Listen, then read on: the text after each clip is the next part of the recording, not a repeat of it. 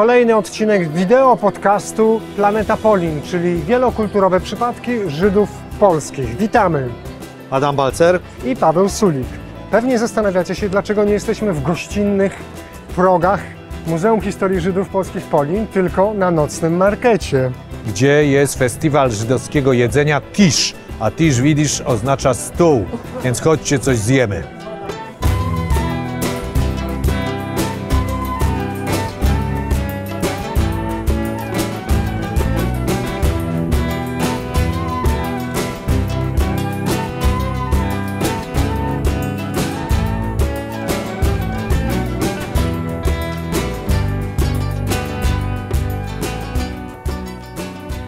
Kuchnia żydowska czy kuchnie żydowskie? Pytam o ten filozoficzny dylemat, bo jak rozumiem, tych wpływów, związków jest tak wiele, że w zasadzie można mówić o całym kosmosie różnych potraw, z których część, nie wszystkie, ale część ma jakiś związek bliższy albo dalszy.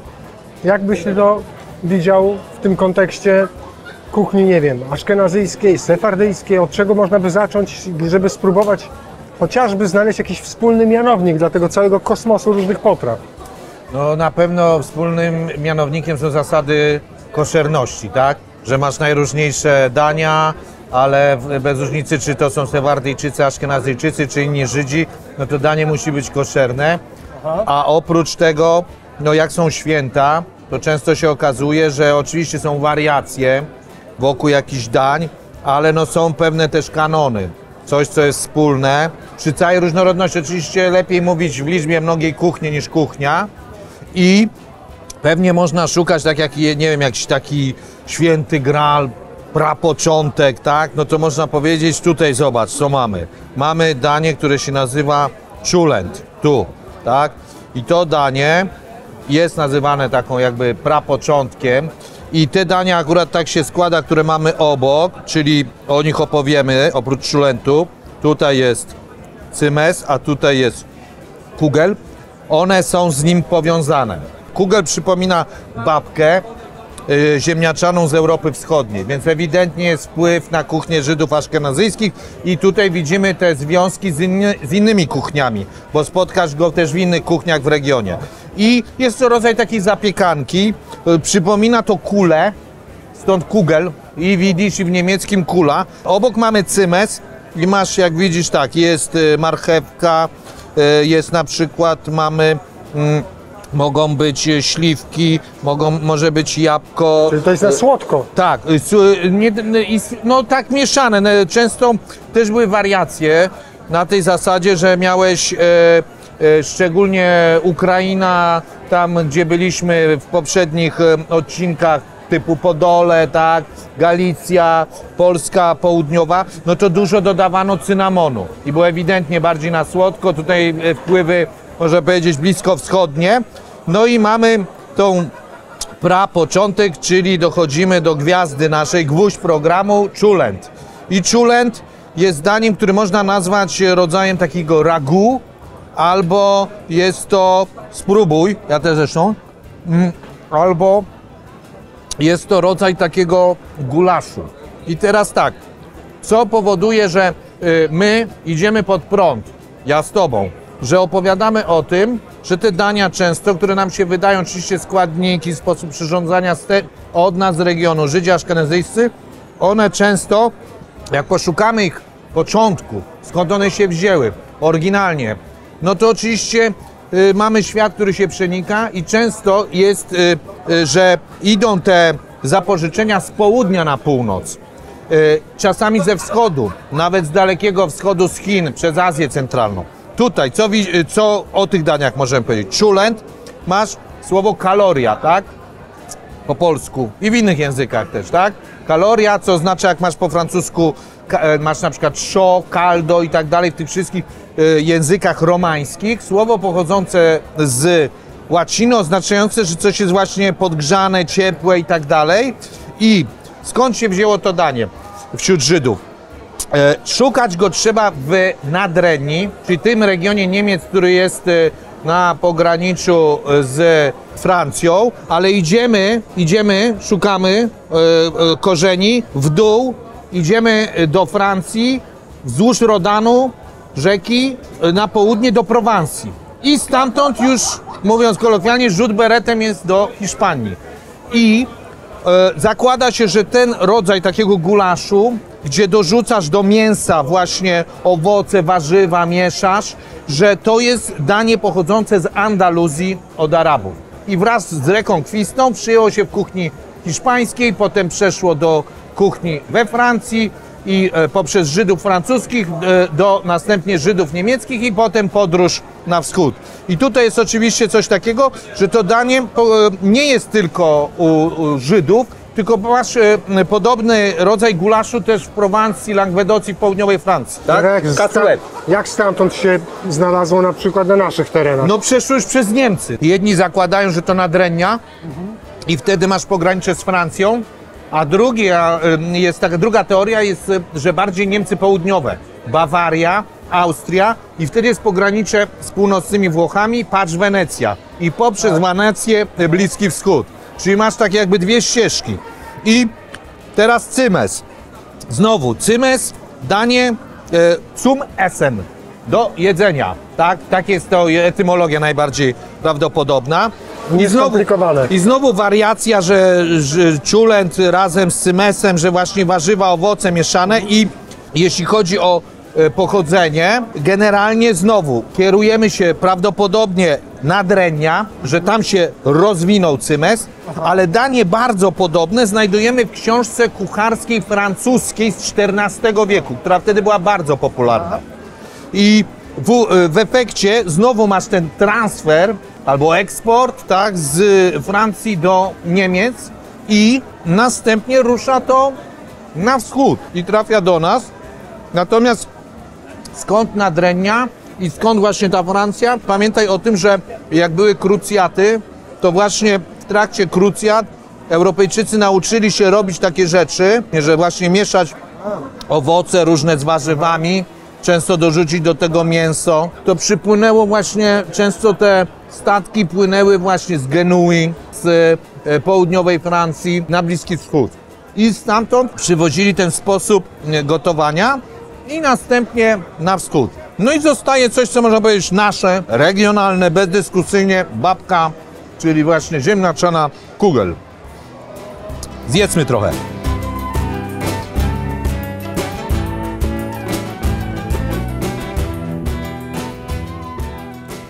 Przy okazji tego, co jedliśmy i będziemy jeszcze jedli, byliśmy już i w Hiszpanii, i we Francji, w Niemczech, na pograniczu francusko-niemieckim, byliśmy w Genui, byliśmy w Wenecji, byliśmy nawet na Bliskim Wschodzie i okazuje się, że to początek dopiero naszej wycieczki, bo oto przed nami coś, co jest ikoną kuchni żydowskiej, czyli chałka. Powiem Ci szczerze, że akurat chałkę to ja sobie wyobrażałem chyba tak jak większość z nas, jako taki rodzaj takiego chlebka z takimi warkoczykami, ale niekoniecznie takiej Paweł, formy.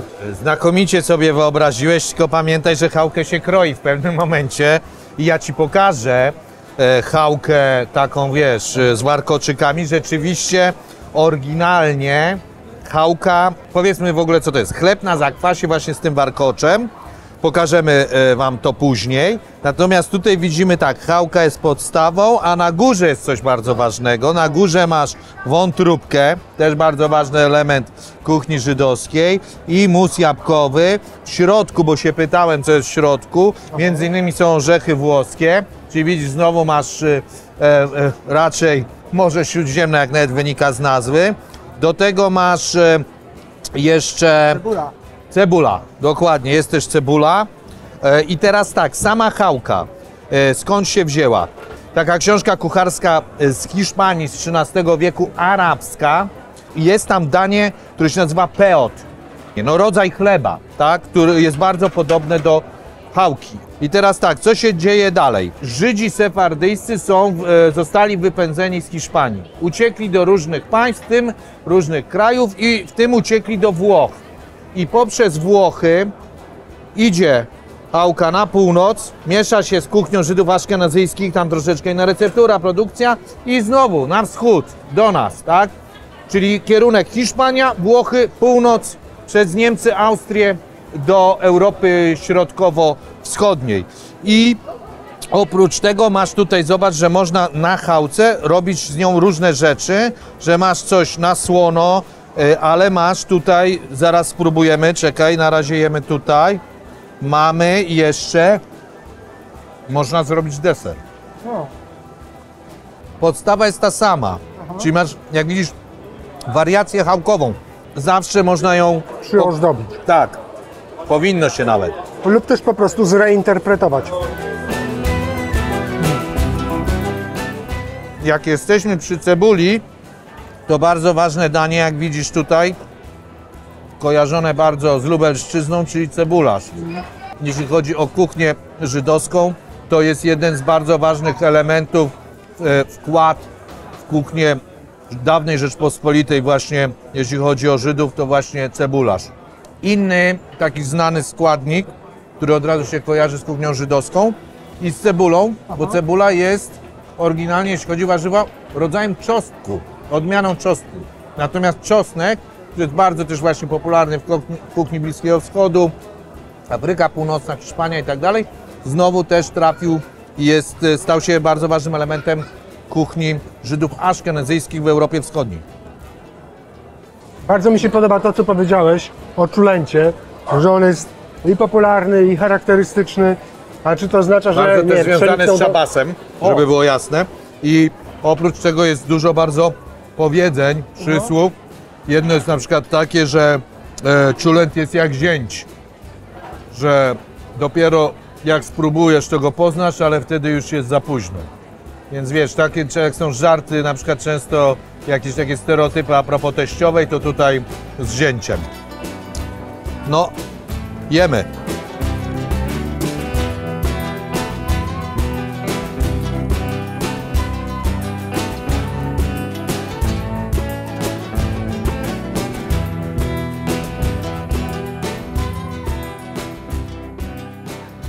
Byliśmy na festiwalu kulinarnym Tisz. Teraz dokąd mnie prowadzisz?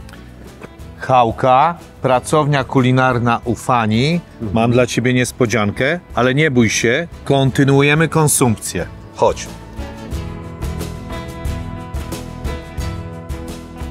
Teraz przenieśliśmy się do pracowni kulinarnej u Fani. Ale kim była Fania? Pawle, jest za nami Fania Lewando, żydowska restauratorka, która napisała w okresie międzywojennym pierwszą wegetariańską książkę kucharską z jedzeniem koszernym, pierwszą w historii świata. I to była książka, w której ona w przedmowie stwierdziła, przekonywała, że generalnie jedzenie wegetariańskie jest w duchu judaizmu. Założyła też restaurację w Wilnie, która była bardzo popularna, właśnie z jedzeniem wegetariańskim Żydów aszkenazyjskich. Opowiadaliśmy już wielokrotnie, przypominam, Żydzi aszkenazyjscy mieszkający właśnie w Polin, w Europie Środkowo-Wschodniej. Ale czy te kultury są bardzo różne, Żydów aszkenazyjskich i sefardyjskich? Czy to znaczy, że kuchnia również bardzo się różniła? Opowiadałem Ci dużo o tym, że były podobne do siebie.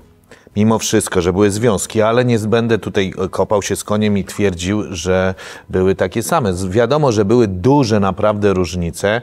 No tak jak widać między, nie wiem, kuchnią włoską i polską, to wynika z tego, no, że są różnice klimatyczne. Szczególnie przed globalnym ociepleniem było tak, że było znacznie dłużej zimno i w efekcie u nas tutaj w Europie Środkowo-Wschodniej no jedliśmy bardziej kalorycznie, tak dorodnie bym powiedział i oczywiście Żydzi, którzy jak spojrzymy na kuchnię aszkenazyjską, no to wytwarza się na pograniczu Niemiec i Francji i następnie Żydzi migrują do Europy Środkowo-Wschodniej w średniowieczu i tu spotykają się z innymi kuchniami i są pod wpływem tych kuchni, między innymi stąd masz dania, które są wspólne, tak jak tutaj, zobacz, na stole mamy na przykład placki ziemniaczane, mamy na przykład pierogi, oprócz tego to był barszcz, to były na przykład gołąbki, czy też naleśniki z serem.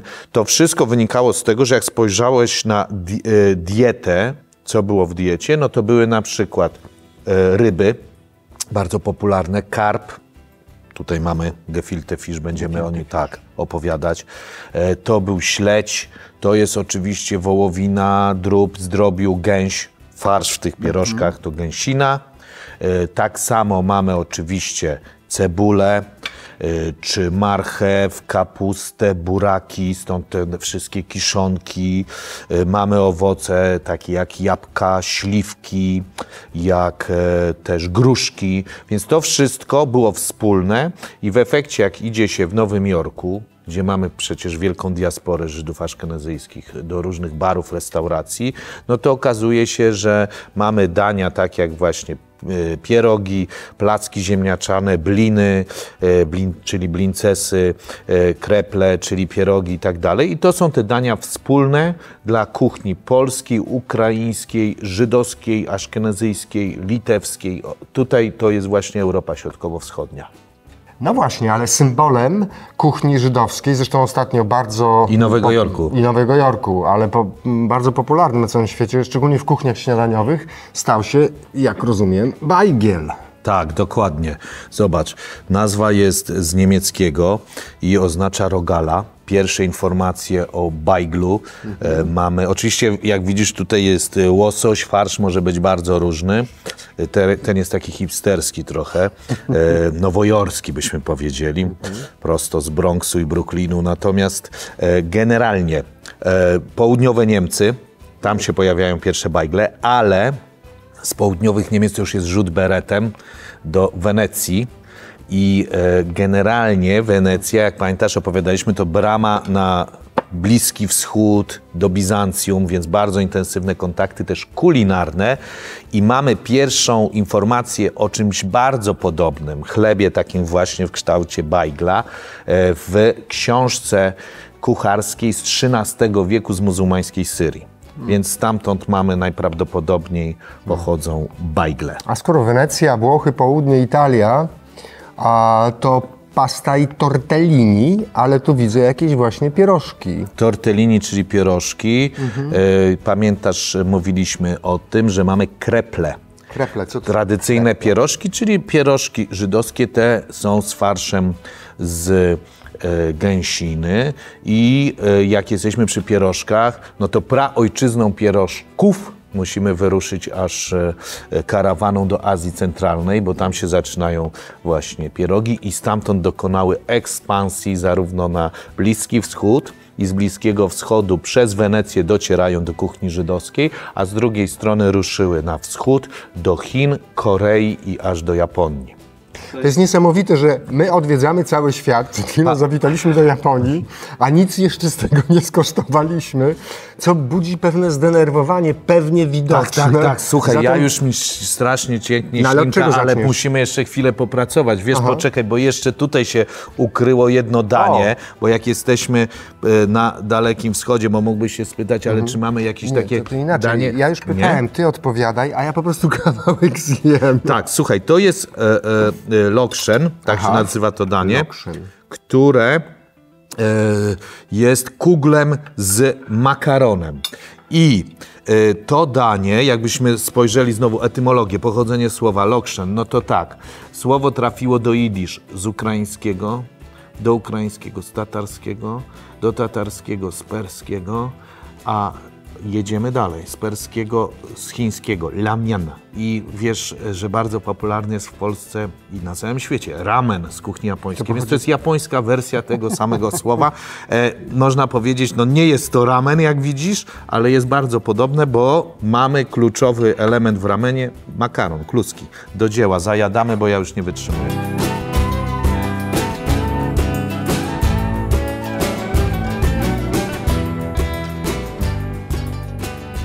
Byliśmy w Japonii, chwilę wcześniej w Chinach. Właśnie, czy to nie jest tak, że karp pochodzi z Chin? Tak, pochodzi z Chin, trafił do Europy przez Azję Centralną wzdłuż jednego z odgałęzień jedwabnego szlaku i trafił w ten sposób też do kuchni żydowskiej. W Europie Środkowej w średniowieczu spotkasz takie właśnie wielkie stawy hodowlane z karpiami i symbolem tej właśnie żydowskości karpia jest danie, które tutaj trzymasz, czyli faszerowana ryba, gefilte fish. Gefilte fish. Tak, które zajmuje bardzo ważne miejsce, ojej, ale mi ślinka cieknie, w kulturze też żydowskiej, ponieważ na przykład Marvin Herzog, wybitny znawca języka jidysz, twierdzi, że można wyznaczyć granicę między dialektami.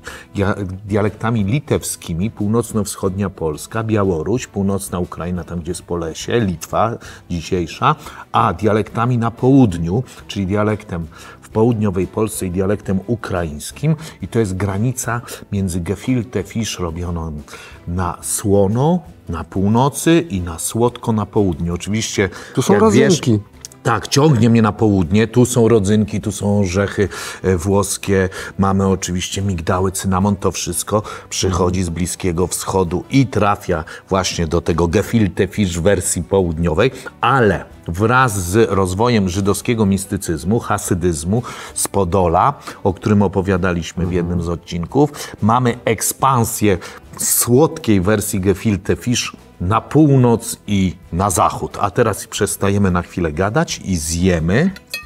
To proszę, częstuj się ty najpierw, a ja przy okazji ciebie zapytam, Cytrynką. jak to się stało, że w polskiej kuchni karp jest traktowany jako, podstawowa rzecz, jest popularny, nikt się w ogóle na tym nie zastanawia. Karp. Tak, wiesz jak jest Boże Narodzenie, jest podawany karp po żydowsku. I to jest dowód, jak bardzo te kuchnie się przenikały, jak żydowska kuchnia wpływała też na polską. Bardzo ważne święto, tak, Boże Narodzenie. I dostajesz dzwonki z karpia, które są właśnie i z migdałami, i cynamonem, i które można nazwać polską wariacją na temat gefilte fish. Ale muszę już zjeść, bo naprawdę...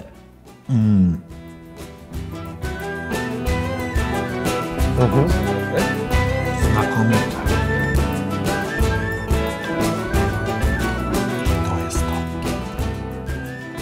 Kiedy mówiłeś o gefilte fish, mówiłeś o przenikaniu się kuchni różnych, ale muszę ciebie zapytać o... Gojów i Żydów aszkenazyjskich. Tak, ale co jeśli chodzi o placek ziemniaczany? Czy tu też następuje jakiś rodzaj No pewnie, przenikania się? pewnie, że następuje.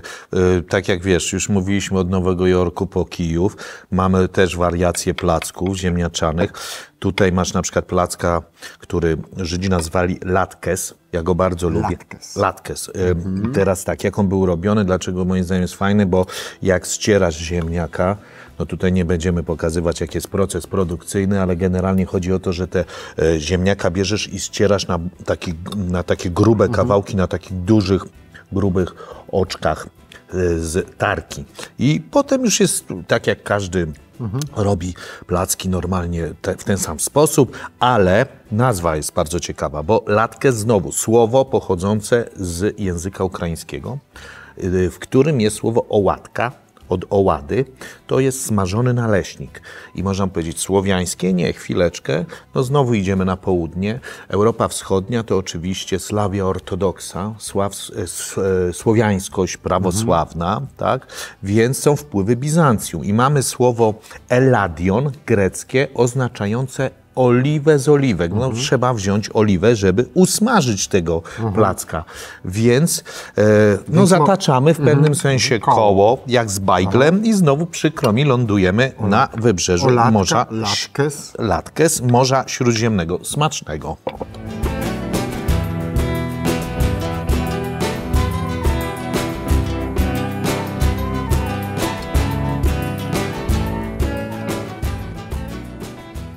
Adam, kiedy byliśmy na festiwalu kulinarnym Tisz, mówiłeś o wpływie zasad religijnych na kuchnię. Koszerności, tak? Jako Tak, ważnym elemencie kuchni żydowskiej. No tak, ale czy to oznacza, że może istnieć kuchnia żydowska niekoszerna? Może, oczywiście. Zobacz na przykład, no mamy sekularyzację, mamy jakąś kuchnię fusion, no mamy różne wariacje na temat dań tradycyjnych. Natomiast jak tak podrapiemy po powierzchni każde danie, no to ono ma jakiś podtekst. Które mam podrapać? Tak. Na przykład, zobacz, tutaj jest chałka. Ma jakiś podtekst religijny, tak? I chałka, czyli warkocz, tak? I teraz tak, nazwa halla, skąd jest chałka, oznaczała posiłek u chrześcijan.